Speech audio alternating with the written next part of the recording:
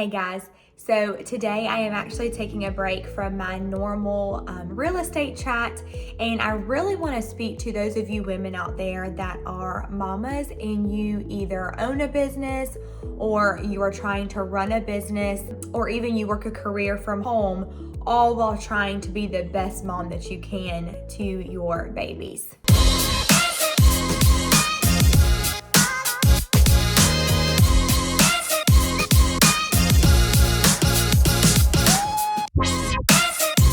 We all know being a mom in and of itself is an absolute full-time job, 24 hours a day, 7 days a week. You don't get sick days, you don't get breaks. And then you throw on top of that your career. How do we do it? How do we find time to do it all? Well, today I want to dive into, first of all, you can't. Okay, let's just throw that away, throw that narrative away. We cannot do it all, but there is a better way to be able to accomplish the things that we can do. So let's take a breath, let's grab a cup of coffee, and let's discuss a few tips that can help us run that business and be a mom and not go insane while we're doing it. So I'll start with a little bit about me and then we'll just dive right in. So I am a mom of two, a recent mom of two.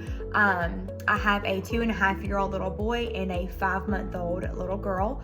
My husband and I own a real estate business, which we have recently expanded into investing as well. And he also works another full-time job. I do not have a nanny. My kids are not in Mother's Day out. They're not in daycare. They are with me. So yes, we are very busy, and my 5-month-old, she is a breastfed baby. So very, very busy around here. Number one is make a to-do list. Yes, write it down. I'm talking old-fashioned pen and paper. Now, I do mine in my notebook and in my phone because if I forget my notebook, I always have my phone, right? So what do I write down? Everything.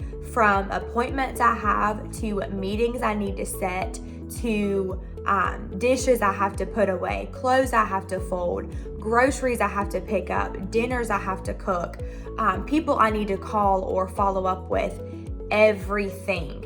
It helps me kind of figure out how my week is going to go and what I need for that week. And guys, there's just something about being able to put a checklist beside something that you have done for that day that makes you feel so accomplished. So number 2 is scheduling and time blocking. So I'll be honest, this has been something that has been extremely difficult for me. I'm not really one that plans ahead for too many things, and I just kind of like go on a whim. And as we know with kids, that is very hard to do, especially when you're trying to run a business. So it took me entirely too long to understand this and to actually implement it. But now that I do, I notice things run so much more smoothly and I can get so much more done than I ever thought that I could. If you are one that your child is in Mother's Day out or daycare or you have a nanny, when can you find time that you can sit and get the work done? So for me, nap time is a big one. When I put the kids down for a nap, any work that I have to get done from the house, I will sit down and I will do that while they nap. I also, if I see that I have a meeting for the week or an appointment that I have set, I will make sure I go ahead and have babysitting set up for that time. Again, that's where your to-do list comes in handy. If you know what you have to do ahead of time, it's easier for you to schedule your week out. Number 3, I would say would be to utilize the resources that you have, whether that be family that you have close that can help you with your kids, whether it be, again, the Mother's Day Out program or daycare or a friend or a nanny that you have hired. Whatever it may be, utilize your resources and do not be afraid to ask for help. That can be help if you have to get work done, or that can be help to say, look, I just need a second. Can you please watch my kids for me so I can wash my hair? Or take a shower without having to worry about if they're killing each other, right? So guys, I think it is so important. I always say it takes a village to raise your kids, and it really does. And I think we need to know that it's okay to ask for help, and it's okay to need help sometimes. Number 4 would be to make time for yourself throughout the day as well. So for me, that looks like waking up before my kids. I do not have the kids that go to bed at 7 and sleep till 7. Okay, my kids do not sleep 12 hours. They are not on a strict schedule.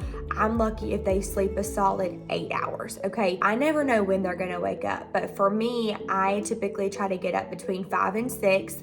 That is just my time. I'm a morning person. I like to get up, drink my coffee, read my Bible, look over my list of things to do for the day, and prepare myself for the crazy the day's gonna bring. And then I also try to make sure I am ready before they wake up. It just helps me have a day that seems to go by so much more smoothly, where I'm not constantly running around and playing catch up all day. That's what works for me. And that also gives me a little bit of my own alone time, which I need that. Now, you may be someone that is better at night, so we can switch that. So at night, after you put your kids to bed, you may want to sit up and do a little bit of extra work, or drink a glass of wine, or, watch a few episodes of your favorite TV show while you unwind for the day.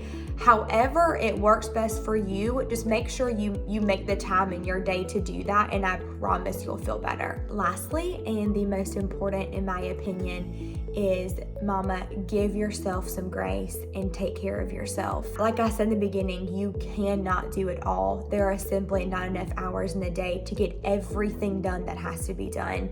So it's okay sometimes if you have to take a step back from it all and just say, I'll pick this up tomorrow. Or it's okay if you need to take a nap when your kids are napping. You cannot pour from an empty cup, right? I saw this TikTok and it really made me laugh because I have very, very clingy kids. So my 2-year-old loves to play with my hair and just jump all over me. And then of course my baby is breastfed. So if I don't have one hanging off of me, I have the other one, right? So this woman was literally just so overstimulated. She strapped her kids in the car seat and she went to Starbucks and got herself a coffee and sat in the parking lot while they stayed in their car seats, and she drank her coffee in peace. And it just made me laugh because sometimes we have to create our own sanity, right? So I say all that to say, it's okay if you have to step back from it all. It's okay if you just can't today. There's no shame in that. You're doing a good job. As the reality of it is, no one really knows what they're doing, and none of us have it all figured out. We're just trying to survive from day to day, right? So just know that you are going to have good days, but you are also going to have bad days, and that's okay. Tomorrow is a fresh start and a new beginning. Just know that you are not alone. We all go through it. I know I continuously go through it. So give yourself lots of grace and know that you are not the only one.